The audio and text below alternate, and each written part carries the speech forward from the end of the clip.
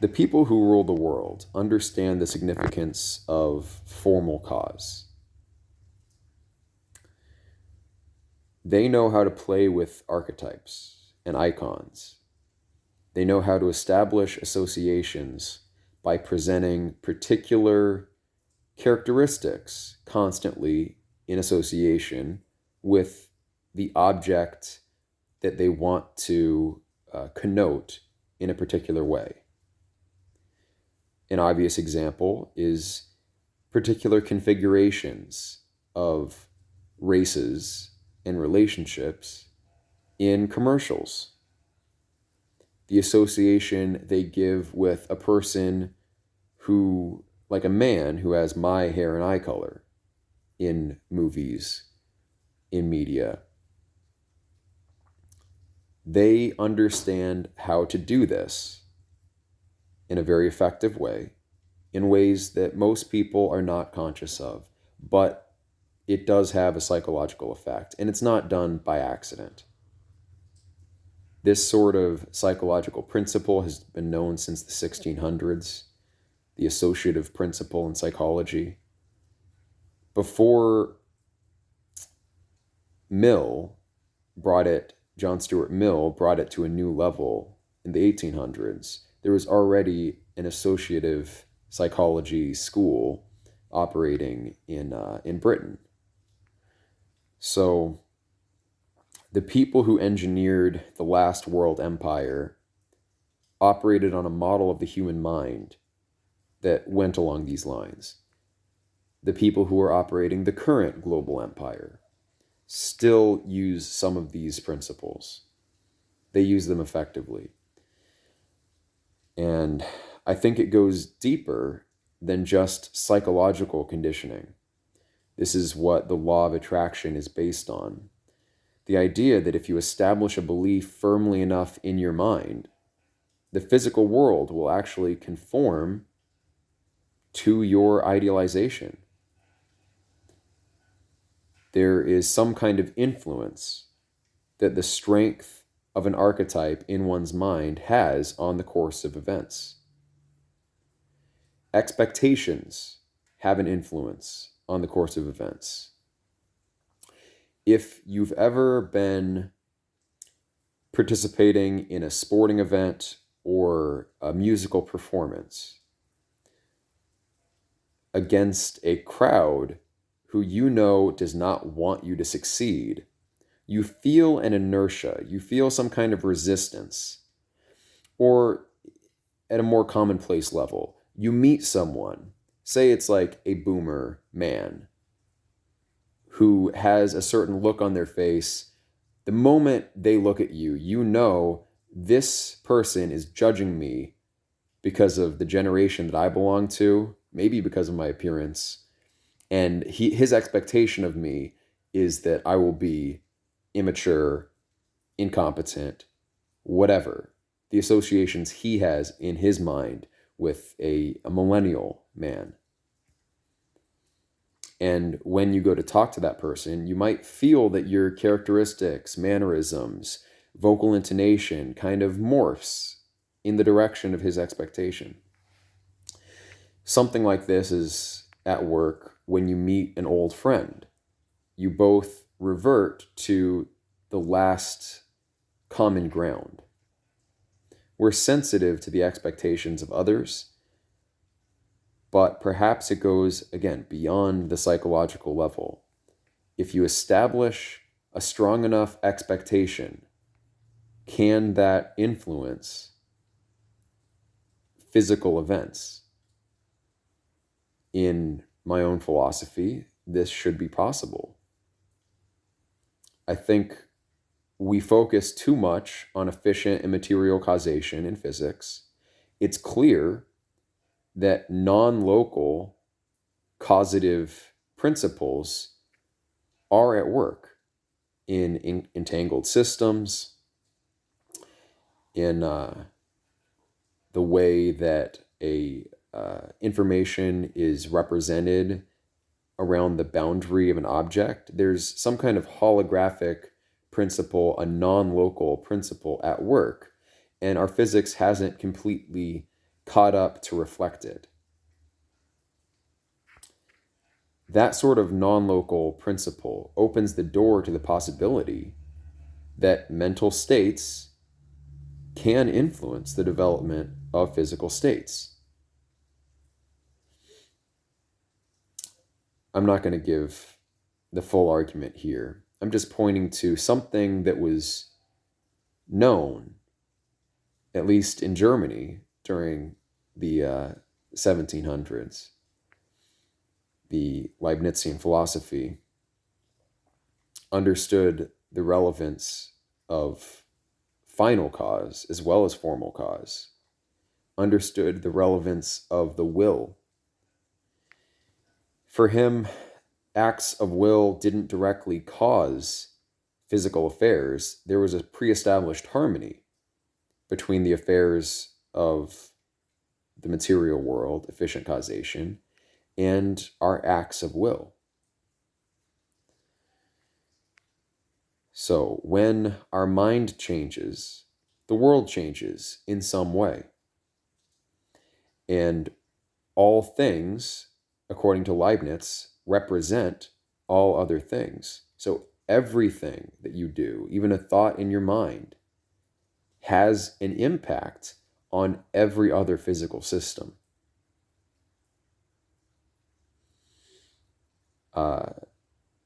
The elites during the late medieval period, Renaissance, were very interested in esoteric systems, mystic systems, systems of magic, prophecy, but also social manipulation. They were interested in the Hermetica. They were interested in Plato as well, but Platonism gives it in a cryptic way, gives the basic system to start to understand how all of this works. And it's actually super straightforward if you just break it down to the essentials. And it's not just Plato, it's the Pythagorean system. So they were interested in that. The Medici were interested in that. And then when the Corpus Hermetica came out, they said, oh, I see. So this is usable. We can do things with this. And so they started to. And it wasn't just them. There were competing systems of magic in Europe. Among the Jewish community, Kabbalah was a kind of reaction to the Hermetica, using a lot of the same principles, but not being tied down to a foreign tradition. The way that you believe in a philosophical system impacts the degree of efficiency with which you can use it. If you are a true believer, you can argue more effectively than someone who is half-hearted. And Jews are prone already to valorize their antiquity. And so if you can ascribe some kind of system of magic to Jewish antiquity, you can get Jews to believe in it very, very strongly. More strongly than the German alchemist who approaches all of his experiments with skepticism.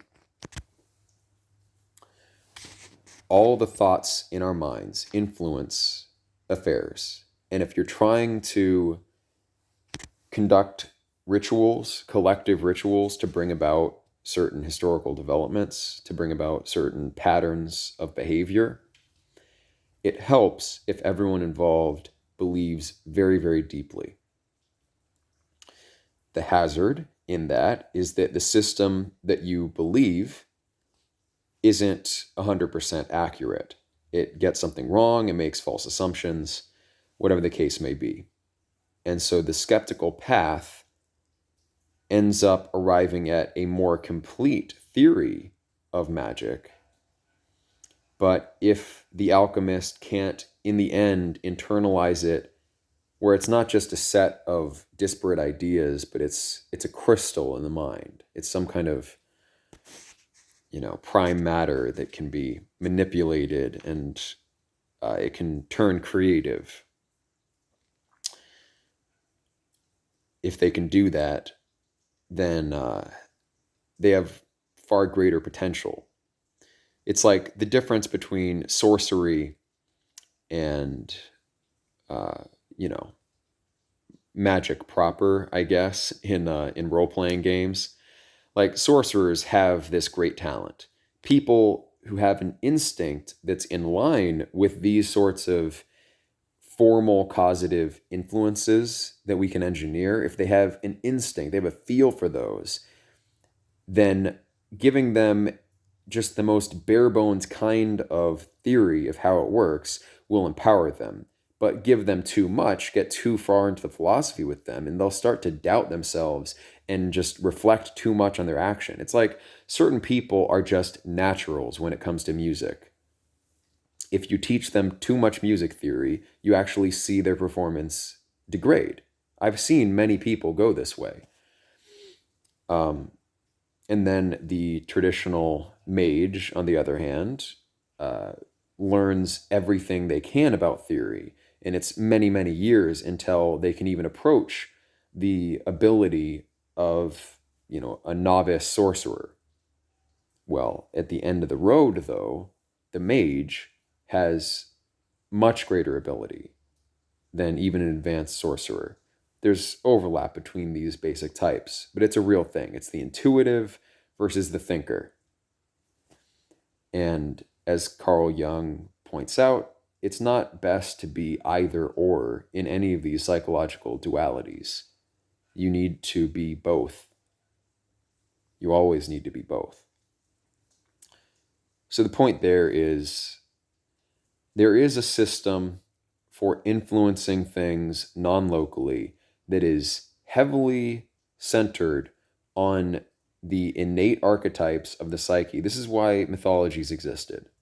Like from an evolutionary perspective, why was it effective? Did it just keep people together? Is that all?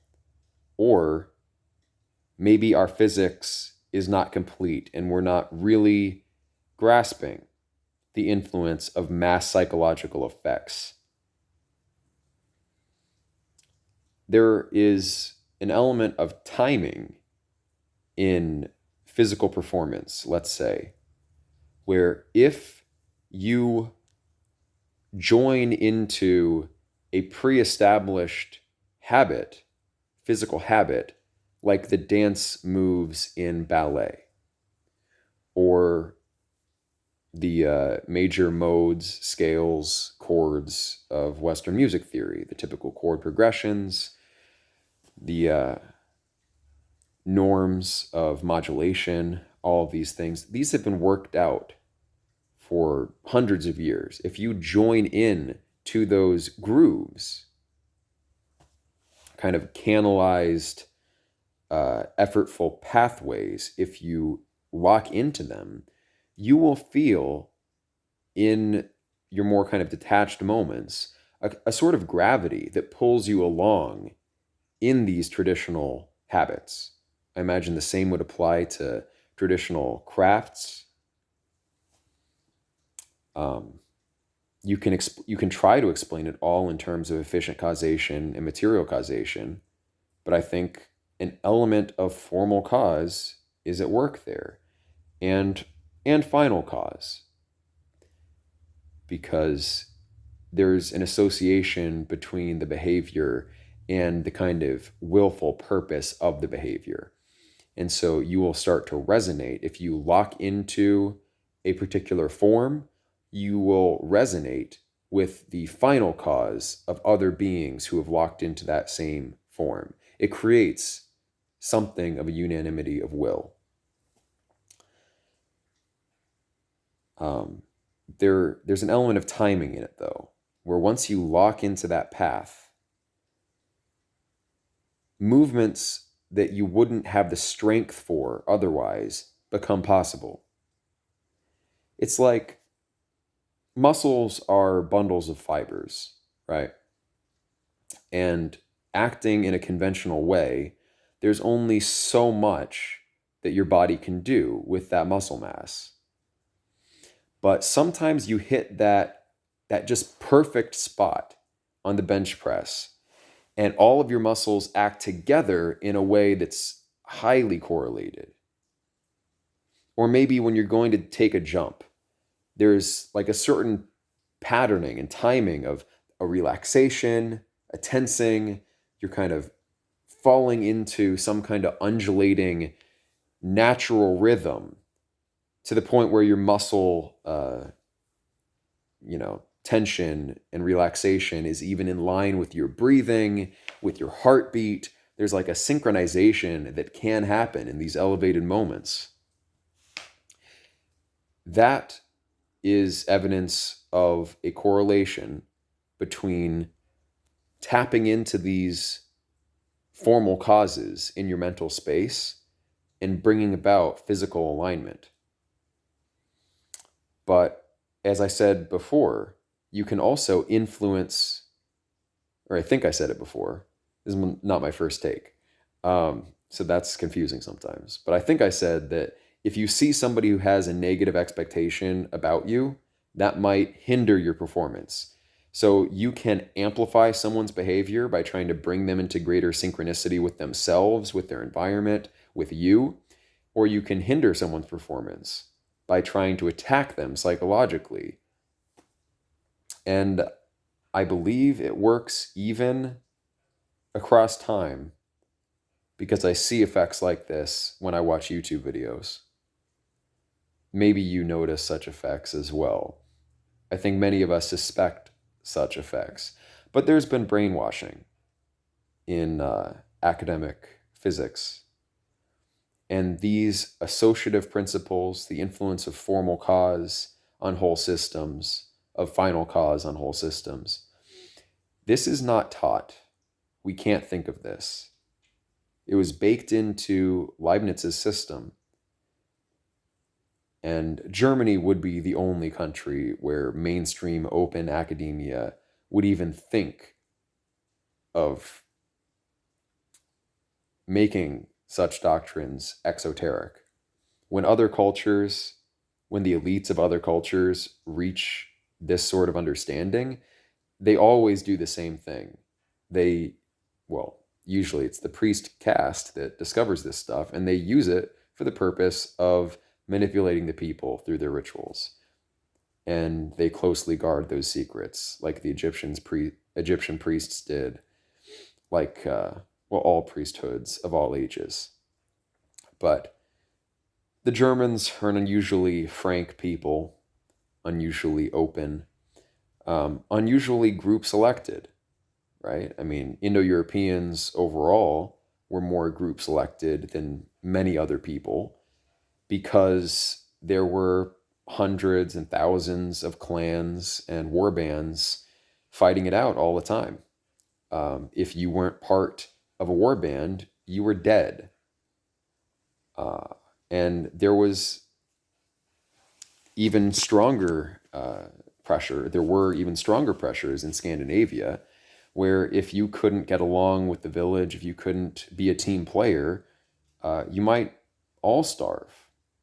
You had to make it through that winter, through the dark, through the cold. So of course you would accept the stranger into your home.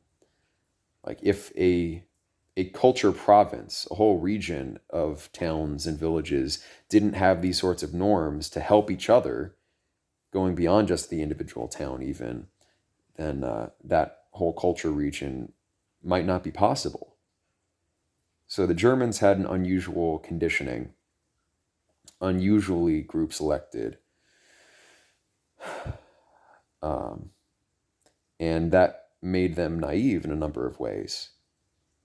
But also, they kind of Germanics in general led to a kind of European civilization that was so tolerant and open and group-minded that it was Christendom. It was the entire civilization that was the relevant unit of intellectual life.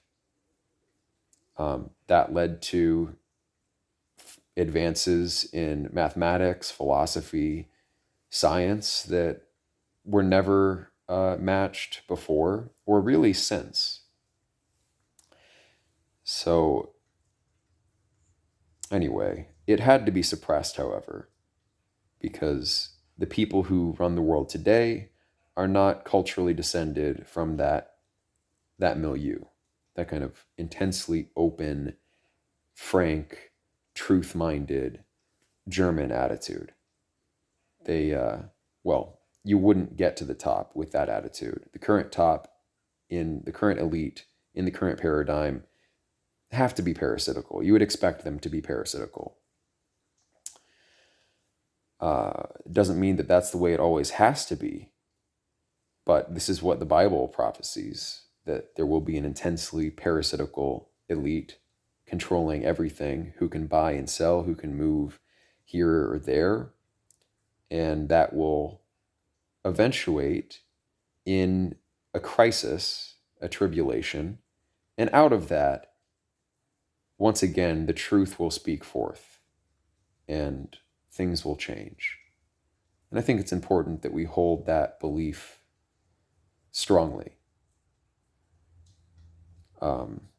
So it's not necessarily up to us in a lot of ways, but we will live through this time.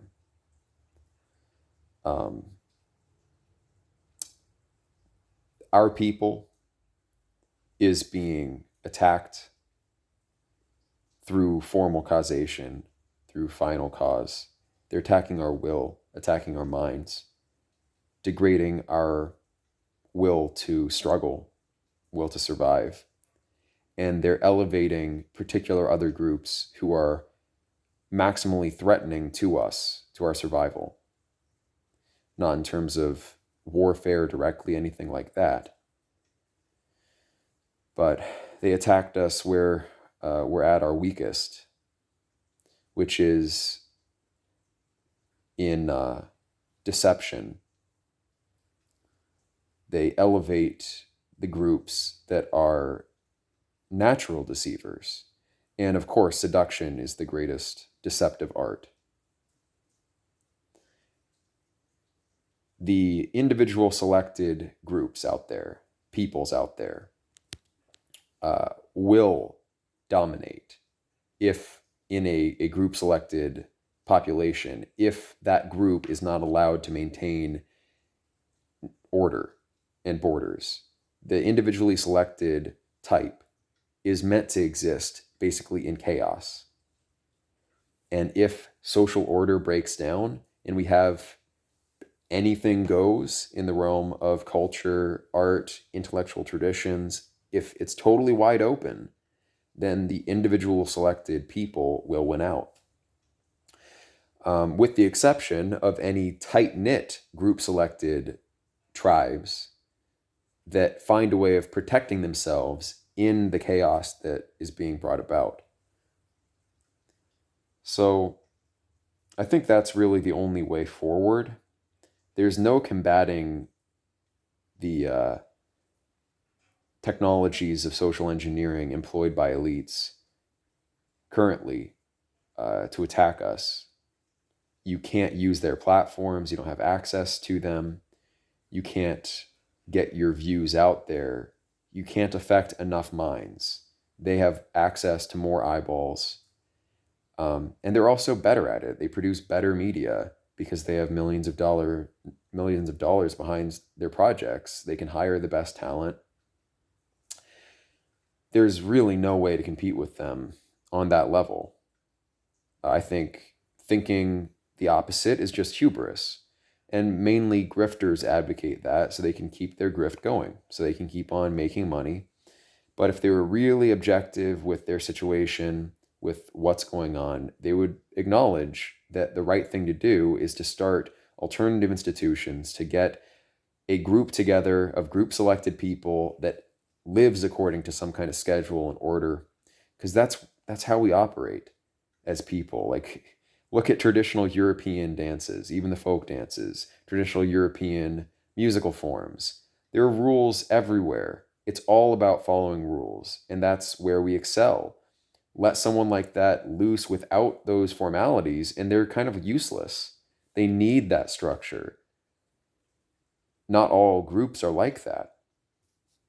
I mean, I often go to Super Smash Brothers for metaphors. For whatever reason, I think it reflects a lot of truths about the world. There are certain characters that are very difficult to use. Like, you can spam the laser gun with Fox. I always think about Melee for the GameCube. You can spam the laser gun and like get some damage off, or the up B, I forget what it's called, the fire attack. But it's really not an effective character if it's used in that way. If you want to get really good and start, learning how to dash dance, wave dash, do all of the down B attack with the right timing to stun people, like learning these combos by route, like really getting these patterns down. These are very technical, like little margin for error patterns, finger patterns that you can play out. And if you master it, it's the best character. Nobody's better than Fox. But if you're not so good at the game, you could be Link. And there's a lot of ways to do decent damage with. He's not going to be like the best character. He's going to be a B tier character. He's not the top tier. But you don't have to be that great with them to do. You can be a button masher and do okay. Other characters, the same applies. That applies to human types. There are certain types where there's very little margin for error. And other types where it's like, well, you can pretty much do whatever. The hardest player to be is the one that can get the highest, in principle. So, but our type needs those strictures, needs those guides, forms in order to reach its optimum. And unfortunately, that goes against our individual fractiousness and tendency to want to do what we want, to never submit to the judgment of others, to always try to maintain some kind of social posture. We, in a lot of ways, have been culturally Africanized, and that's not for our good, because we can't exist in Africanized culture as well as Africans can. That's not saying anything about the ultimate quality of these groups. It's just the case. It's just what's happening. So the solution is to start alternative institutions. Interestingly, even Spencer has come around to understanding this. I mean, Fuentes has recognized it for some time, but he's going to keep his grift going as long as he can before kind of falling back on that. I think it would be better to start a school now. And the only institution that really makes sense to start is a school, because then from a school, you can learn everything that you need to start any other institution. Whatever else you need to do as your group that you're putting together, whatever comes up, you're going to need to train people in that. And so getting the school right first allows everything else to go more smoothly. I've been advocating for this for a decade, and I've been telling people who've been in these basic spheres that this was the right path. And I've been saying that I had the best argument for it. And if people would just listen, you could have saved yourselves a lot of the problems that you experienced from 2015 through 2019. You'd be in a better situation if you'd listened to me. But my type has been the target of this kind of formal, causal manipulation. I think everyone understands that at some level.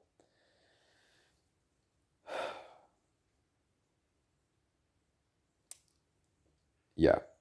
So the elites are doing this. It's going the way I know it would go. There are dark magicians in their ranks. There are also dark magicians in our ranks who don't care about the truth, who will denounce reason in favor of a faith in something that's not quite specified. Like, faith can't be the number one principle, because that doesn't tell you what to have faith in. It's ridiculous. You have faith in reason. You have faith in the whole process of philosophy, of trying to find the truth. You have faith in the fact that there is a truth, perhaps, but you have reasons for that. I mean, if someone has faith in a cult leader and that person takes advantage of them, was the faith the right thing to have there? No, you have to have faith in the right thing. So there are dark magicians encouraging chaos first, ontologies, encouraging, ontologies of flux, and they're pointing away from those formal causes that we really need to do anything in the face of what the elites are doing. You need to understand Platonism. You need to understand the ancient metaphysics. And we're in a position now where it can be more scientific and engineerable than ever. But that's not going to happen unless a school is built, because individuals can't do it. They can't do it on their own. No one has enough time. I would have more time if I didn't have to work, but I work and I have a family and I do a lot of things. A school has to be built. If you want to support me, I'll leave my Patreon and PayPal links in the description. If you want to reach out and talk to me about any of this, I'll leave my Skype in the description. Time is running out, you guys.